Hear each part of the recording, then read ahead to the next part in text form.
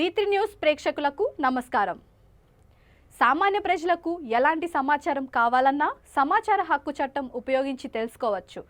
ప్రభుత్వ కార్యకలాపాలకు సంబంధించినవి తెలుసుకోవడానికి సందిగ్ధాలు, అనుమానాలు భయపడాల్సిన అవసరం ఏమాత్రం లేదు. మనం ప్రభుత్వ కార్యాలయాల పనితీరును తెలుసుకోవడానికి అయ్యేది కేవలం 10 రూపాయల ఖర్చు మాత్రమే.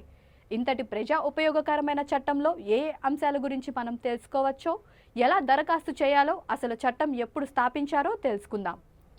సమాచార హక్కు చట్టం ప్రాథమిక లక్ష్యం పౌరులకు సాధికారత కల్పించడం, ప్రభుత్వ పనిలో పారదర్శకత, జవాబుదారీతనాన్ని ప్రోత్సహించడం, అవినీతిని అరికట్టడం, మన ప్రజాస్వామ్యాన్ని నిజమైన అర్థంలో ప్రజల కోసం పనిచేసేలా చేయడం, పాలనా సాధనలపై అవసరమైన నిఘా ఉంచేందుకు పాలించిన వారికి ప్రభుత్వం మరింత జవాబుదారీగా ఉండేలా మెరుగ్గా అమర్చబడి ఉంటుంది.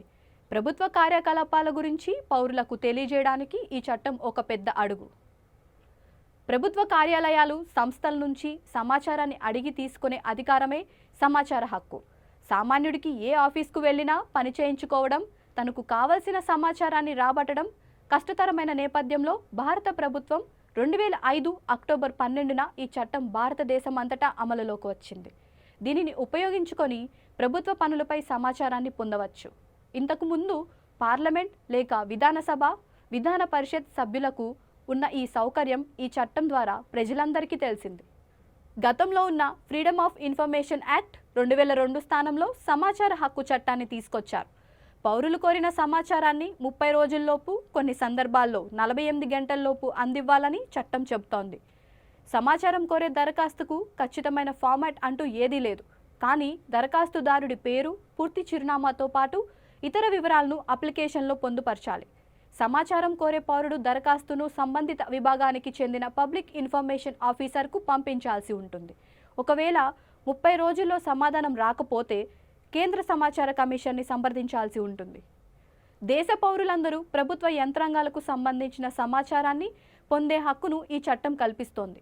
ఇందుకు సంబంధించిన అన్ని నియమాలను చట్టం నిర్వచించింది. వివిధ సంస్థల రికార్డులను కంప్యూటరైజేషన్ చేసి ప్రచురించాలని, ప్రజల సమాచారం కోసం అభ్యర్థించడానికి అవసరమైన కనీస సహాయం అందించాలని చట్టంలోని వివిధ సెక్షన్లు చెబుతున్నాయి. రికార్డులు, డాక్యుమెంట్లు, ఈమెయిల్స్, ఒపీనియన్స్, పత్రికా ప్రకటనలు, ఆర్డర్లు వంటివన్నీ సమాచారం కిందకు వస్తాయి. ఏదైనా ఎలక్ట్రానిక్ రూపంలో ఉన్న డేటా కూడా సమాచారం కిందకు వస్తుంది. కొన్నిసార్లు చట్టం ప్రకారం ప్రైవేట్ సంస్థల సమాచారాన్ని సైతం ప్రభుత్వ యంత్రాంగాలు పొందగలిగే అవకాశం ఉంటుంది. ఆ చట్టాలు అమల్లో ఉన్నంత వరకు ఇలాంటి ప్రైవేట్ సంస్థల డేటా కూడా సమాచార హక్కు చట్టం పరిధిలోకి వస్తుంది. శాసన, కార్యనిర్వాహక, న్యాయ వ్యవస్థలతో సహా అన్ని రాజ్యాంగ సంస్థలు, యంత్రాంగాలు ఈ చట్టం పరిధిలోకి వస్తాయి. పార్లమెంట్, రాష్ట్ర శాసనసభల చట్టం ద్వారా స్థాపించిన లేదా ఏర్పాటు చేసిన సంస్థలన్నీ ఆర్టీఐ కిందకి వస్తాయి. దేశ ప్రజలు గవర్నమెంట్ డాక్యుమెంట్లను పరిశీలించవచ్చు, ప్రభుత్వ పనులను తనిఖీ చేయవచ్చు. ఆర్టీఐ చట్టంలోని 2వ షెడ్యూల్లో పేర్కొన్న కొన్ని ఇంటెలిజెన్స్, భద్రతా సంస్థలకు మినహాయింపు ఉంది.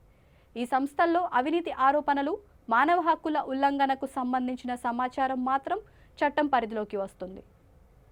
ఆర్టీఐ కింద సమాచారం కోరేవారు ఎలాంటి కారణాలు చెప్పవలసిన అవసరం లేదు.